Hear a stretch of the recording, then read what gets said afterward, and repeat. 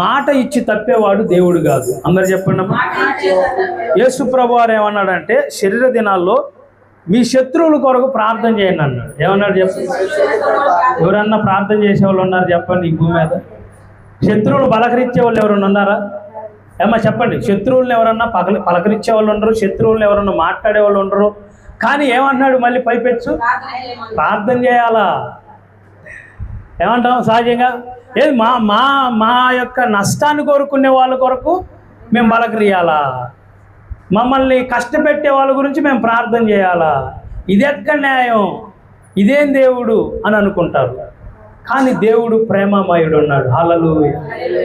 దేవుడు ఏదైతే చెప్తాడో అది చేసేవాడుగా ఉన్నాడు. ఆయన చెప్పేందుకే నీతులు. చాలామంది చెప్పేందుకే ఉంటాయి నీతులు, చేసేందుకు ఉండవంట.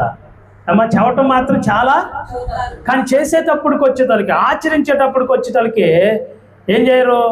అవి చెప్పేందుకే కానీ చేసేందుకు కాదయ్య అంటారు. కానీ దేవుడు ఏం చెప్పాడంటే నీ శత్రువులను ప్రేమించుము. అందరు చెప్పండి.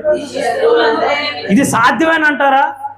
ఏమా ఎవరన్నా కొట్టేవారి దగ్గరికి వెళ్ళి నిన్ను క్షమిస్తున్నాను అనే వాళ్ళు ఉన్నారా? తిట్టేవారి దగ్గరికి వెళ్ళి నేను నిన్ను క్షమిస్తున్నాను అనే వాళ్ళు ఉన్నారా? బూతులు మాట్లాడే వాళ్ళ దగ్గరికి నేను నిన్ను క్షమిస్తున్నాలే అనేవాళ్ళు ఉన్నారా? చూడండి, ఇక్కడ రోమా సైనికులను కూడా ఏమన్నాడు? ఎవరు అంటే నలుగురు గురించి మీతో పంచుకుంటాను. నలుగురు ఐదుగురు గురించి. ఒకటి రోమా సైనికులు. అందరు చెప్పండి. ఎవరిని క్షమించమంటున్నాడు అంటే దేవుడు, ఒకటి రోమా సైనికులను దేవుడు ఏమంటున్నాడంటే క్షమించమంటున్నాడు. రోమా సైనికులు ఏం చేశారు? చిత్రవాద చేస్తున్నాడు అంటే యేసు ప్రభు వారు ఏం చేస్తున్నాడు? చిక్కేళ్ళు అని చెప్పి చిత్రవాద చేస్తున్నాడు. కొడుతున్నారు, తిడుతున్నారు.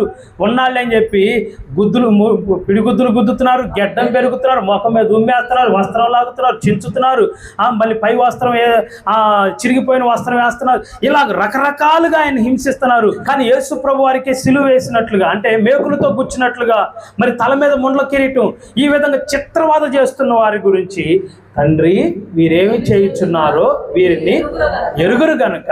ఏంది వీళ్ళకి తెలియదా? నిజంగా తెలిస్తే యేసు ప్రభు వారి దేవుడు అంటే వాళ్ళు నిజంగా వాళ్ళు శిక్షించే వాళ్ళంతగా. కాబట్టి రోమా సైనికుల గురించి దేవుడిని ప్రార్థన చేస్తాను. ఆత్మదేవుడు తండ్రి అయిన దేవుడి గురించి విజ్ఞాపన చేస్తుంది. ఏమంటున్నాడు? తండ్రి, రోమా సైనికులు ఏమి చేయుచున్నారో వారికి తెలియదు గనక వారిని క్షమించుము. రెండవది యోధా మత నాయకులు. అందరు చెప్పండి. నేను రాజునై ఉంటే, మేము అధికారం అయితే, మేము పెత్తనం చేయాలైతే ఈ భూమి మీద, యేసు ప్రభు అని ఆయన రావటం ఏంది? ఆయన మెస్సయ్య అని చెప్పుకోవటం ఏంది? నేనే రాజులకు రాజు అని చెప్పటం ఏంది?